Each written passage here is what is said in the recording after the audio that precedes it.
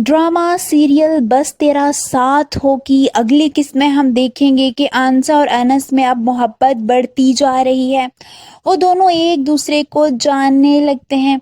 आंसा और अनस दोनों बैठे होते हैं जब आंसा शौकी से अनस से कहती है कि अगर मैं तुम्हें अपने घर से निकाल दूं तो, जिस पर अनस उसकी बात मानकर फौरन से खड़ा हो जाता है और जाने लगता है और कहता है कि फिर मैं यहाँ से चला जाता हूँ।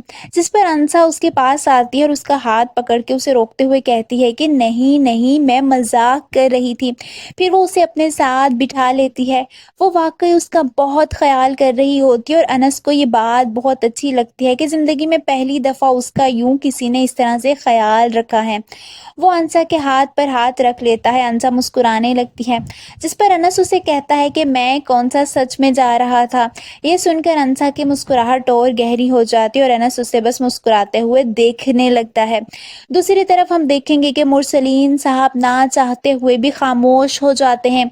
वो जानते हैं कि अंसा उनसे दबने वाली नहीं है और ना ही उनके कंट्रोल में आएगी। जिस पर उनकी बीवी शाजिया उनसे कहती हैं कि आपने घर का बंटवारा कबूल कर लिया है। वही शायान भी अपने बाप को काफ़ी बातें सुनाने लगता है कि हम ऐसे हार कैसे मान सकते हैं। मुरसलीन साहब को ये सारी बातें सुनकर शदीद गुस्सा आता है। वो गुस्से से शान से कहते हैं कि अंसा जमील दूसरों के मामले को जेल तक ले जाती है, अपने मामले को तो वो कब्र तक पहुंचा कर रहेगी। ये सुनकर शान खामोश हो जाता है, मगर बदले की आग उसके दिल में भड़क रही होती है। वही अनस अंसा से कहता है कि तुम बहुत बाएतबार हो, किसी की जुर्रत नहीं कि अंसा जमील पर कोई बात करे। अंसा को ये सारी बातें बहुत अच्छी लगती हैं कि अनस उसका इतना ख्याल करने लगता है।